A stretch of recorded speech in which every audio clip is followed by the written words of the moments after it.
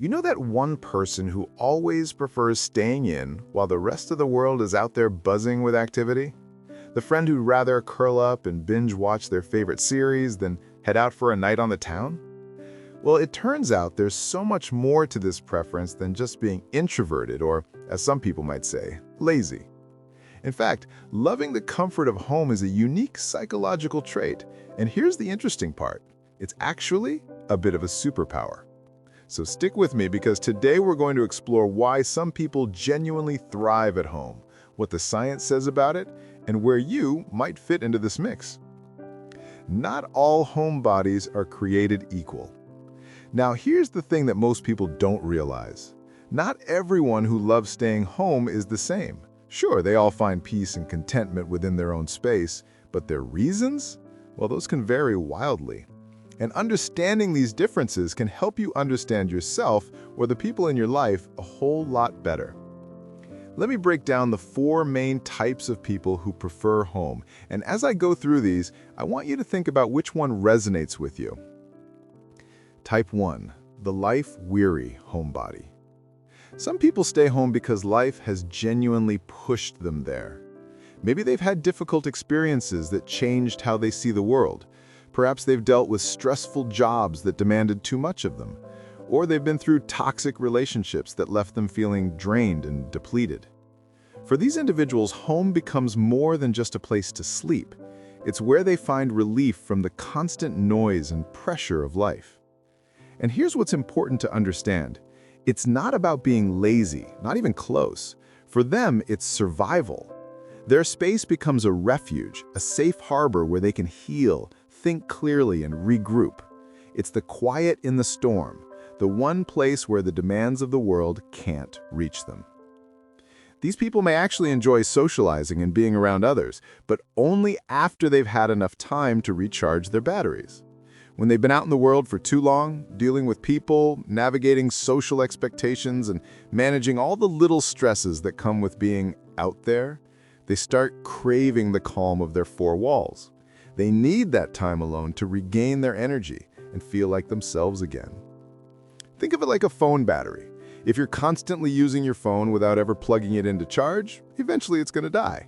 These individuals have learned that their home is their charging station, and without that time to recharge, they simply can't function at their best. Type 2, the true introvert. Then you've got another group entirely, the true introverts. For these people, being home isn't just a preference or something they enjoy. It's a genuine necessity for their mental and emotional balance. This is just how they're wired. Social interactions, especially the ones that require a lot of energy like networking events, large gatherings, or even extended conversations with people they don't know well, can seriously drain them. It's not that these interactions are necessarily bad or unpleasant. They're just exhausting in a way that extroverts might not fully understand. So home is where they go to restore their inner battery. It's not that they don't enjoy people or that they're antisocial. They've simply learned through experience that too much external stimulation leads to burnout. And burnout for an introvert can mean anxiety, irritability, exhaustion, and feeling completely overwhelmed. Their home is their sanctuary, the place where they can be their truest, most authentic selves. No masks to wear, no performances to put on. No need to be on all the time. Just them in their most comfortable state. And in that space, they can truly relax and be present with themselves. The beautiful thing about true introverts is that once they've had that time alone, they can actually be incredibly engaging, thoughtful, and present with others. They just need that solo time first. Type 3, the creative soul. But then there's another fascinating group that often gets overlooked, the creatives. These are the people who don't just enjoy solitude, they absolutely thrive in it. For them, home isn't just a place to relax and unwind. It's a space where ideas come to life, where imagination runs wild, and where their best work happens. Think of artists, writers, musicians, designers, programmers, or anyone whose work requires deep focus and creative thinking. Many of them will tell you that their best work comes when they're alone, undisturbed, in their personal space where they have complete control over their environment. It's not about avoiding the world or disliking people. It's about diving deep into their minds without distraction. When you're trying to write a novel, compose a piece of music, or create something from nothing, interruptions can completely derail your flow state. You know that feeling when you're so absorbed in something that time just disappears? That's what these individuals are chasing, and they've learned that their home is the best place to find it. For these individuals, their home becomes like a mini laboratory, a place where the seeds of innovation are planted, nurtured, and allowed to grow into something beautiful. The outside world provides inspiration and experiences to draw from, but the home is where those experiences get transformed into art, writing, music, or whatever form their creativity takes. Then there's a fourth group that loves being home, but for reasons that are a bit different from the others. These people love their home not necessarily because they're introverted in the traditional sense, but because they don't like crowds or noise. They find loud, busy places genuinely overwhelming and draining. For them, fun isn't about being in the hottest restaurant or the busiest bar. Fun is doing what they want in peace, without social pressure, without sensory overload, and without having to navigate crowded spaces. It's not that they dislike people, it's the noise, the chaos, the overwhelming stimulation they're trying to avoid. Maybe they have sensory sensitivities that make bright lights, loud sounds, or crowded spaces physically uncomfortable. Or maybe they just have a lower threshold for stimulation than the average person. Either way, home is their quiet sanctuary where they feel truly themselves, where they can control the environment and create exactly the conditions they need to feel comfortable and at peace. The common thread. All of these types share something really important in common. They've realized, either through experience or through self-reflection, that peace isn't found in noise, busyness, or constant activity. They've discovered that sometimes the best thing you can do for yourself is to step away from the world's demands and find quiet within your own space. And honestly, there's nothing wrong with that. In a world that's constantly telling us to do more, be more, go out more, and stay connected 24/7, choosing to prioritize your own peace and comfort is actually quite radical. The danger zone, though, when peace becomes isolation, and this is really important to understand.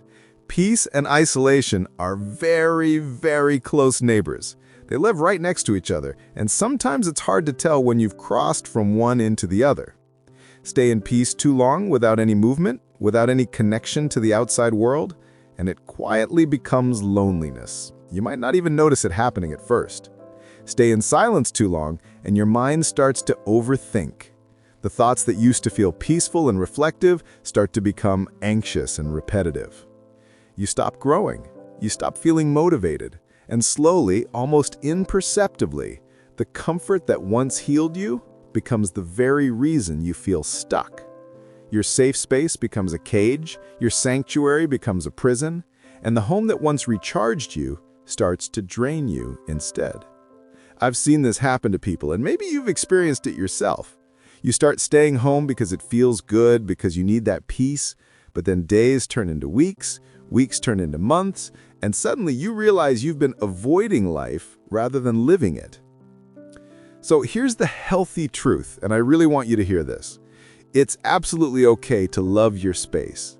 It's okay to enjoy solitude. It's okay to prefer quiet evenings at home over loud nights out. But don't let that preference steal your connection to life itself. Step outside sometimes, even if it's just for a walk around the block. Get some sunlight on your face. Your body and mind need it. Have a small talk with someone who feels safe, whether that's a close friend, a family member, or even just a friendly neighbor. These small connections matter more than you might think. Your home should be your place to rest, to recharge, to be yourself. But it shouldn't be your reason to hide from the world. There's a big difference between choosing solitude and using solitude to avoid living. And here's the thing. You don't need to force yourself to become social or loud or outgoing if that's not who you are. You don't need to become someone else. You just need balance. You need moments of peace, yes, but also moments of living, moments of connection, moments of stepping outside your comfort zone, even just a little bit. Because here's what I've learned. Solitude builds your soul. It gives you time to think, to reflect, to create, to heal. But the world, the messy, chaotic, beautiful world out there, reminds you that you're still alive. It reminds you that there's more to experience, more to learn, more to feel. Both are necessary, both are valuable. The key is finding the balance that works for you. So, which type are you? So let me ask you this, which group do you belong to? Are you the one who was pushed home by life's difficulties? Are you the true introvert who needs that alone time to function? Are you the creative soul who does your best work in solitude? Or are you the person who avoids crowds and noise because they're just too overwhelming? Or maybe like a lot of us, you're a mix of two or more of these types. Maybe you're an introverted creative who also happens to be recovering from a difficult period in your life. There's no wrong answer here. The important thing is